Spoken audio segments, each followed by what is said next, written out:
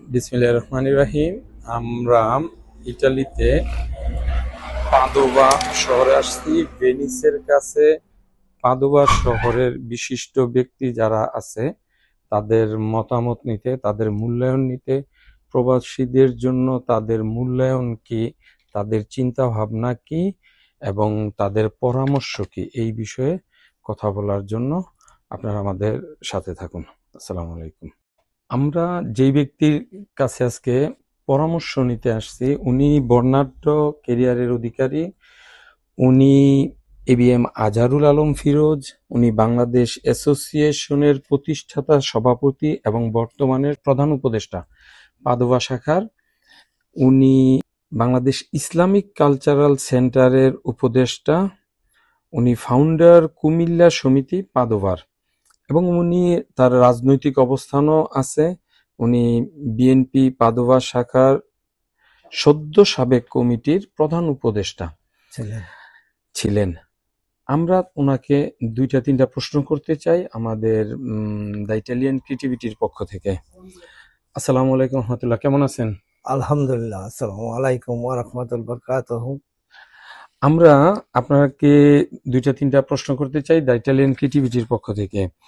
আপনি কত সাল ধরে দেশের বাইরে আছেন? আমি 1996 সাল থেকে বাংলাদেশের বাইরে আছি। 1996 সাল থেকে, অনেক বছর। জি। 1996 সাল থেকে।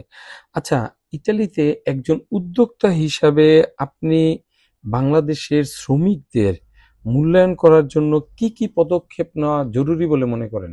আমি মনে করি একটা শ্রমিক যদি বাংলাদেশ থেকে আসে, সর্বপ্রথমে তাকে যে দেশে যাবে সেই দেশের ল্যাঙ্গুয়েজটা শিখতে, অর্থাৎ ভাষাটা শিক্ষা করতে হবে। এবং যে কোনো জিনিসের, যেমন ড্রাইভিং আছে, রেস্টুরেন্ট আছে, সাধারণত ইউরোপের মধ্যে রেস্টুরেন্টের কাজে বেশি বাংলাদেশি যারা আছে। এবং আমরা ব্যবসা বাণিজ্য করি, ব্যবসা বাণিজ্য করতে পারেন, কোনো অসুবিধা নাই। আমি মনে করি বিশেষ করে যে দেশে আসবেন সেই দেশের ভাষাটা শিক্ষা করে আসবেন, এবং এবং যে কোনো একটা স্কিল নেবেন, যেমন ড্রাইভিং আছে, রেস্টুরেন্ট আছে, ইত্যাদি ইত্যাদি করে আসলে আমার মনে হয় এটা ভালো হয় আর কি। ওকে, ধন্যবাদ। আর আমাদের আরেকটা প্রশ্ন জিজ্ঞাসা ছিল, বাংলাদেশ থেকে এখন বিভিন্নভাবে ইউরোপের বিভিন্ন দেশে যাওয়ার জন্য অনেক লোক অধীর আগ্রহে অপেক্ষা করতেছে, যারা একটা সুপরামর্শ চায়। রেমিটেন্স যোদ্ধাদের সুপরামর্শ একটু যদি সংক্ষেপে বলতেন যে তাদের কিভাবে সুপরামর্শ দেওয়া যায় রেমিটেন্স যোদ্ধাদের প্রতি। আমি বলতে চাই যে দেশে আসবে সেই দেশে সর্বপ্রথমে তার ভাষার শিক্ষা করে আসতে হবে।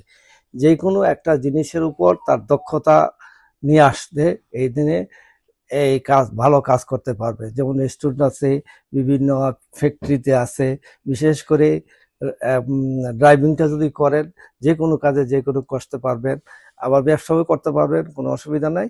আমি মনে করি সবাই এই ভাষাটার উপর গুরুত্ব দিবেন, এবং যে কোনো একটা দুইটা জিনিস একটা জিনিস স্কিল হিসাবে, অর্থাৎ দক্ষ হিসাবে বাংলাদেশ থেকে শিক্ষা করে আসাটাই ভালো মনে করি।